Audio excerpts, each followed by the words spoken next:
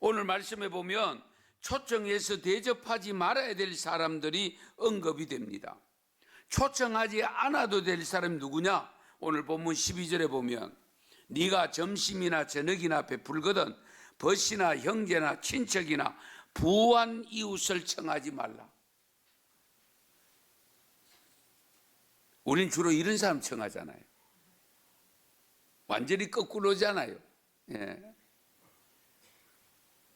가까운 사람, 부자, 이웃을 청하지 말라. 그런데 우리는 초청장을 주로 누구에게 보냅니까? 바로 이런 사람에게 보내잖아요.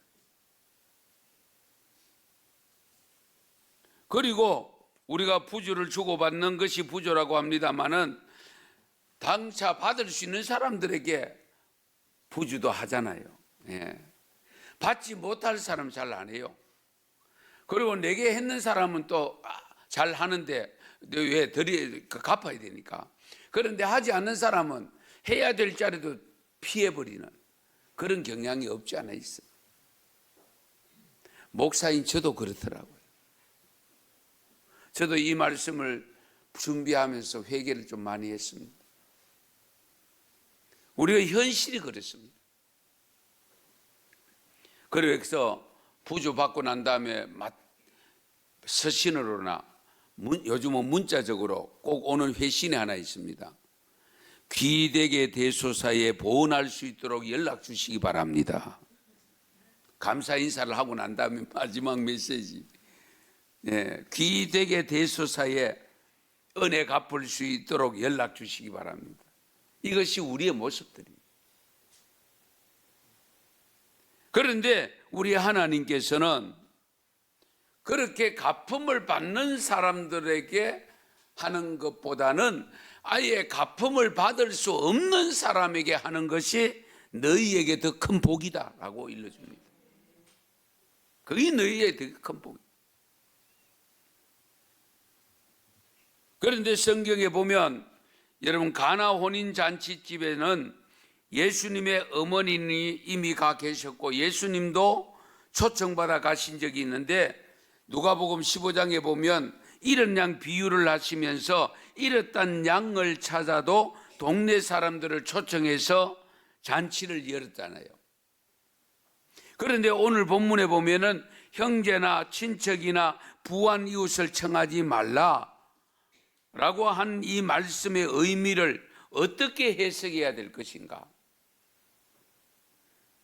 이것은 우리가 선행을 할 때에 보상받을 수 없는 선행이 가장 가치 있는 것임을 우리에게 깨우쳐주고 있는 겁니다.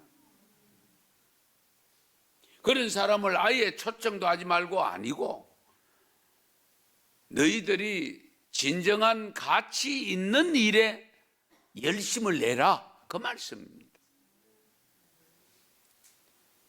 그래서 13절 말씀을 보시면 잔치를 베풀거든 가난한 자들과 몸 불편한 자들과 저는 자들과 맹인들을 청하라. 여기 가난한 자 그 외에 세 부류는 장애인들입니다. 장애인들을 초청하라. 왜 이런 사람을 초청하여 대접해야 되느냐? 갚을 것이 없기 때문이라고 했습니다. 갚을 것이 없으면 나만 손해 아니냐? 이렇게 보는데 하나님이 복을 주신다는 겁니다. 그것을 지금 강조하고 있습니다. 그래서 오늘 누가복음 14장 16절 이하에 보면 우리 예수님이 비유를 들어 설명하는 내용이 있는데요. 잔치를 열어놓고 사람들을 초청하는데 다 이유를 대면서 못 온다는 보고를 받습니다. 뭐 밭도 샀다 그러고 장가도 가야 된다 그러고 뭐 별의별 이유를 대면서 초청잔치에 오지 않을 때에 주인으로 하여금 어떤 내용이 전달되는가 하니까 종들에게 21절에 보면 종이 돌아와서 주인에게 그대로 고하니 이에 집주인이 노하여 그 종에게 이르되 빨리 시내의 거리와 골목으로 나가서 가난한 자들과 몸 불편한 자들과 맹인들과 저는 자들을 데려오라 하니라. 할렐루야. 멀쩡한 사람들 초청했는데 안 오거들라. 굳이 그런 사람들을 오라고 기대하지 말고 가서 지금 밥을 못 먹고 있는 사람들이 있다. 가난한 사람들이 있다. 그리고 장애인으로 고통당하고 있는 분들이 있다. 그런 분들 다 초청해라.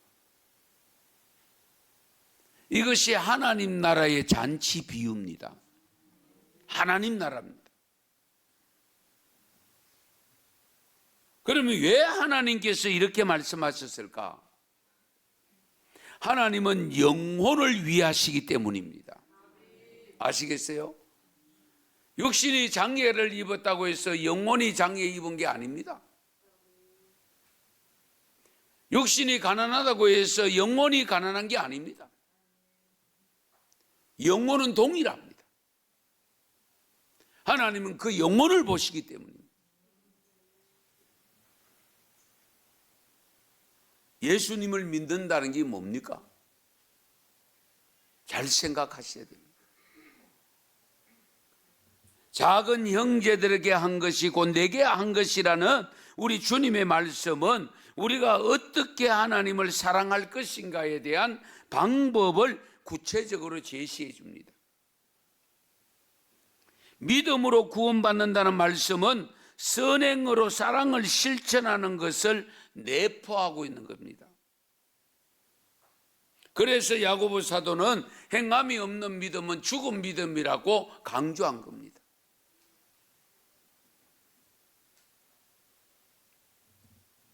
행함이 없는 믿음, 죽은 믿음이라는 것은 뭐냐? 구원받지 못하는 거짓된 믿음이라는 것을 지적한 겁니다. 오늘날 믿음으로 구원받는다는 말씀에 오해가 많은데요.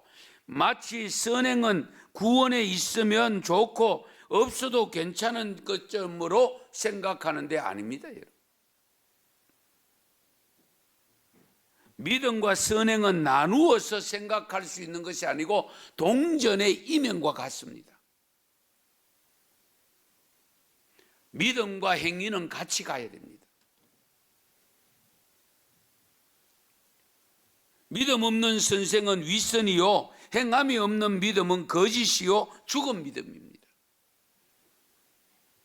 그리스도 안에서 구속받은 성도들은 주님의 말씀에 순종해서 가난하고 소외된 자들, 장애우들, 작은 이들에게 벗이됨으로 인해서 천국을 기업으로 받아 누리게 된다 하는 말씀이 오늘 미가서의 말씀입니다. 싱가포르에 존 하가이라는 목사님이 계십니다. 목사님의 가정에서 뇌성마비 아이가 태어납니다. 이 아들을 바라보면서 엄마 사모님은 하염없이 통곡만 합니다.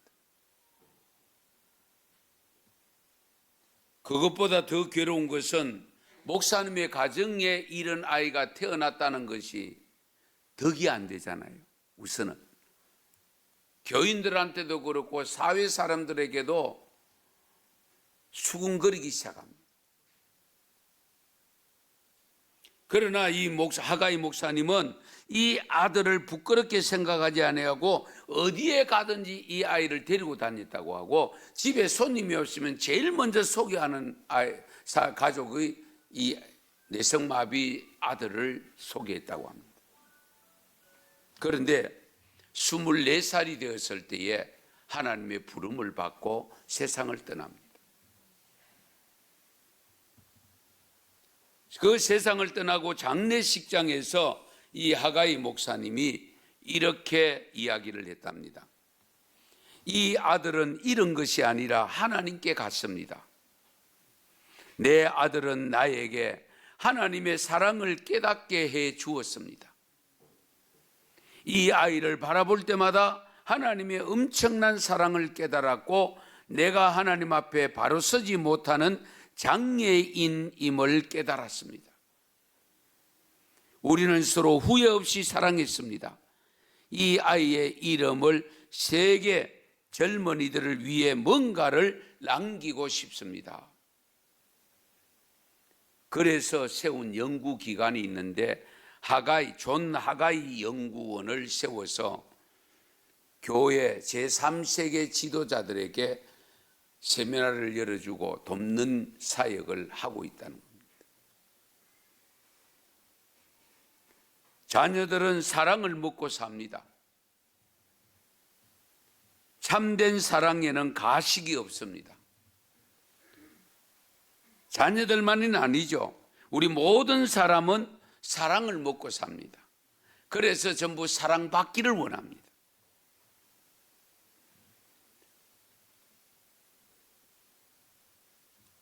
우리의 사랑이 왠지 참 사랑이 아닌 윗선된 사랑이 많지 않은가 하는 생각을 가질 때가 있습니다. 오늘 권사님 기도 중에서도 오히려 우리가 장애인이 아닌가, 영적으로 귀한 기도를 드렸는데요. 우리가 사랑의 입장에서 보면 우리가 장애인으로 살고 있는지도 모릅니다. 영적으로 보면 정말 우리가 하나님의 자녀된 자로서 하나님 앞에서 볼 때는 우리가 장애인으로 살고 있는지도 모릅니다.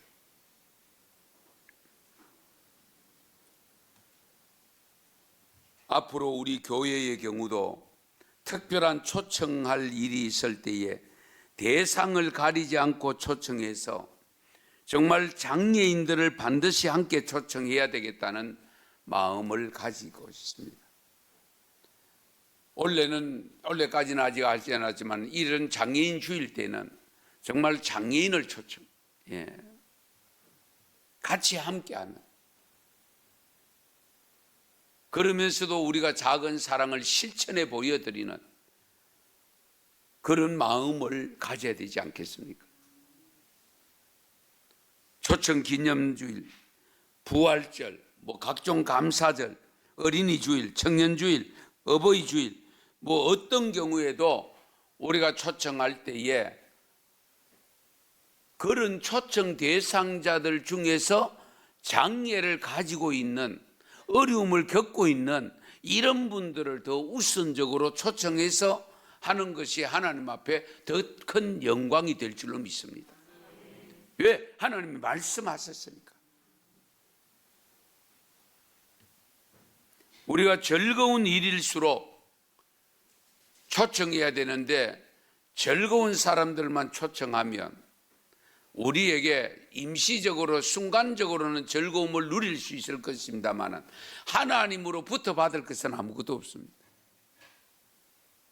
그러나 우리가 누려야 될 즐거움을 뒤로 하고 정말로 즐거움을 누리고 싶어도 누리지 못하는 분들을 모셔서 그들에게 즐거움을 줄 때에 하나님은 우리에게 영원한 즐거움을 주실 줄 믿습니다. 우리가 그런 믿음을 가지고 앞으로 세상을 보면서 우리 신앙생활을 해야 되지 않겠습니까? 성도 여러분, 우리 하나님과 예수님의 뜻을 분명히 아셨다면 이제부터라도 우리가 어떤 분들을 위해서 봉사를 해야 될 것인가 하는 것을 충분히 알게 되지요. 갚을 수 없는 사람들, 갚음을 받을 수 없는 사람들에게 다가가는 것이 바람직하다 하는 것을 일러주셨습니다. 그래서 혹여나 여러분 성도님들 가정에 장애 가족이 있을 때에 숨기지 마세요. 왜냐하면 하나님이 주신 장애, 그의 영혼은 나의 영혼과 똑같다니까요. 다 구원받아야 될 영혼이고 천국 가야 할 영혼이고 그렇잖아요. 장애는 다만 불편할 따름입니다. 생활하는데 다소 불편할 따름이지 영혼은 동일합니다. 그러므로 우리가 장애우를 바라볼 때에 그 불편한 모습을 보고 혀를 찰 것이 아니라 그 속에 있는 영혼을 바라보면서 긍휼히 여기는 마음을 가지고 사랑의 마음으로, 주님의 마음으로 다가가야 됩니다. 미국의 한 부부가 겪은 가슴 아픈 사연인데요. 오래전 이야기입니다. 월남전이 끝나가던 어느 해 휴가철인데 사교교에서 휴가 축제가 한창이었을 때 이 부부가 어느 파티에 참석하려고 막 집을 나섰는데 전화벨이 울립니다. 아들의 전화였습니다. 엄마, 저예요. 이제 베트남에서 군 복무가 끝나고 이제 집으로 돌아가려고 해요.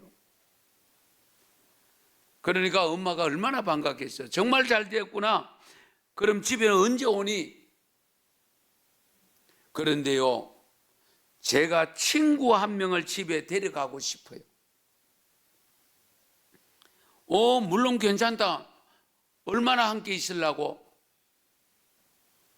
엄마, 그런데 그 친구에 대해서 미리 알려드려야 될 사실이 있어요. 다리는 모두 잘렸고요. 한쪽 발이 없고요. 얼굴도 심하게 손상되었고 눈과 귀도 한쪽씩 잃었어요. 별 볼 일 없긴 하지만 쉴 곳이 꼭 필요한 친구예요. 어머니가 잠시 머뭇거립니다. 쉴 곳이 필요하다고? 그렇다면 우리 집으로 데리고 와서 며칠 같이 지내거라. 아들이 제 말을 엄마가 이해를 못 하시는데요. 전 그 친구와 같이 살고 싶단 말이에요.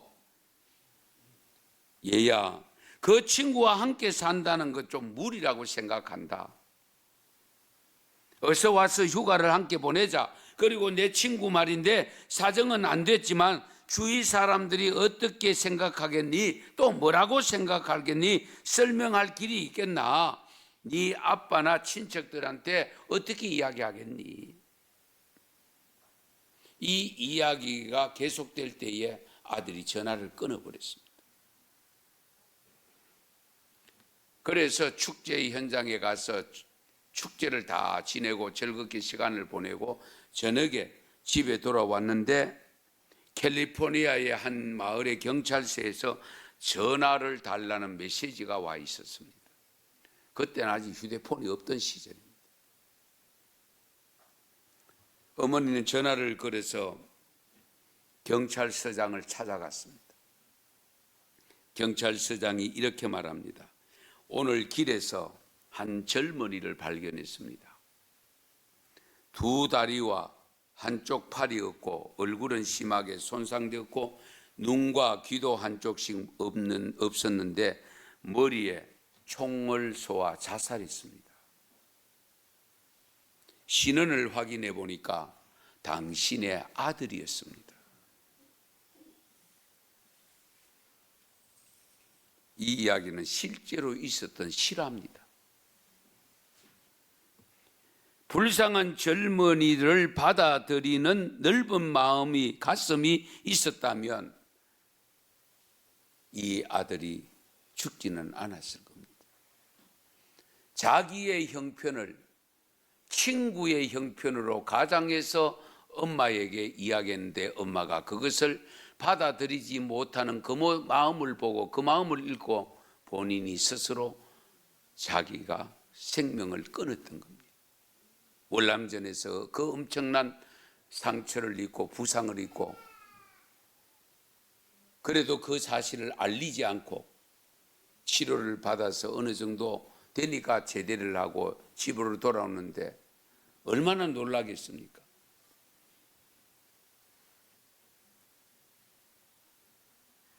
여러분 한번 생각해 보십시다. 그 엄마가 어떻게 되었을까? 아마 이런 생각이 들 겁니다. 차라리 바른 말 하지. 지가 그렇다고 하지. 왜 속였냐? 친구가 그렇다고 하니까 그랬지. 이런 말 하기가 쉽지 않습니까? 그러나 아들의 입장에서 보면 그런 친구도 못 받아들이는 엄마라면 이 아들을 받아들이겠는가?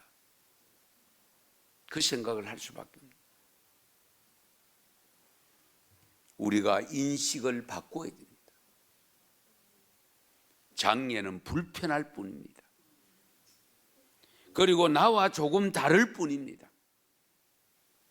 그것이 잘못된 것도 아니고, 육신이 장애가 있고 정신이 장애가 있다고 해서 영혼까지 잘못된 것은 아니거든요. 그러므로 우리는 항상 그분들의 영혼을 먼저 헤아릴 줄 아는 영적 안목을 가지고 대해야 됩니다. 다가가야 됩니다. 장애는 아니라 할지라도 회복 불가능한 어려운 삶, 남의 도움이 아니면 살기 어려운 사람들을 돕는 일도 우리가 감당해야 됩니다. 혹 밑빠진 독에 물 붓기 같은 그런 사람들이 주위에 있을 수도 있습니다. 오히려 그런 사람들을 도울 때에 도움을 돌려받을 일이 없기 때문에 하나님은 그것을 더 크게 여기시고 하나님이 갚아주신다고 약속합니다. 그래서 갚을 것이 없으므로 네게 복이 되리라. 갚을 것이 없으므로 네게 복이 되리라. 하나님이 마지막 날에 찾으시는 첫 번째 사람들이 장례우를 비롯한 작은 이들이라는 것을 잊어서는 안 됩니다. 따라서 우리는 하나님의 말씀을 생각하면서 오늘 누가복음 14장 13절 14절 말씀을 꼭 기억하셔야 됩니다. 다시 한번 같이 읽으실까요? 13절 14절 같이 읽습니다.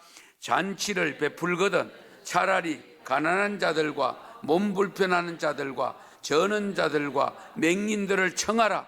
그리하면 그들이 갚을 것이 없으므로 네게 복이 되리니 이는 의인들의 부활 시에 네가 갚음을 받겠음이라 하시더라. 아멘. 우리가 갚음을 받는 구체적인 내용은 앞에서도 보았습니다만은 구원입니다. 구원. 하나님의 구원입니다.